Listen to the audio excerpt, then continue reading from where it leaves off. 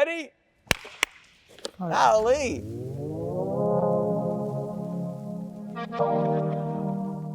You've been here a while, okay? That's correct. As an assistant coach, and now year 5 as a head coach, is that right? Yep.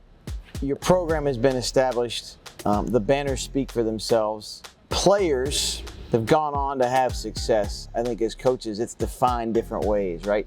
Where is that success defined for you, and who do you think of when you think of players after college having success?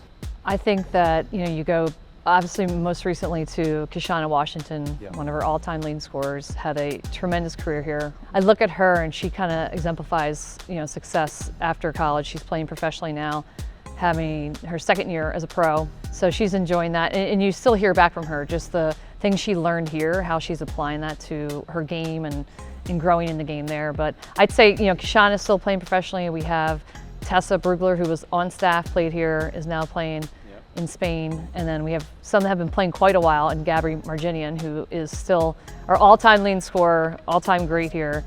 And then you kind of go past the game and in the fields, the things they're doing. So right now, Catherine Scanlon, who was really part of our first surge here, is a nurse and doing a lot of work, especially after the recent hurricane down in North Carolina. So just so proud of hearing stories about our alums doing things and really impacting kind of why we get in coaching. We love to impact I think our so. players, and she's certainly doing that.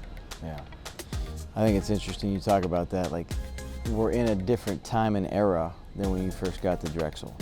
The phrase transactional is more prevalent than transformational, and I'd like to think that we both got into it for the impact you can have beyond the game, right? So those stories are the ones that I think you define success as, right? I think about even the first couple years getting here, and guys like Rodney Williams and Austin Williams, or Stretch, as many people knew him as, they're sending me pictures of their child being born, or they're sending them, sharing with our staff. Rodney Williams just had a daughter born last week, and sending that to our coaching staff, and it's, they're doing awesome things when they're coming back for the university. And then you get closer to the group, and I think about that team, right, when we won it in 2021, Matej Juric. I'll never forget that semifinal game, chasing Tyson Walker all over the floor. He was the one guy that could do it, and this is a guy who, I think he had 1B, and it was early on that he's still a little bit annoyed about. And he talked to him, struggled to get into med school because of the hours he put with us. And he sends me a picture, "Coach, thanks for all you've done. Couldn't be in this situation without the support that your staff has given us."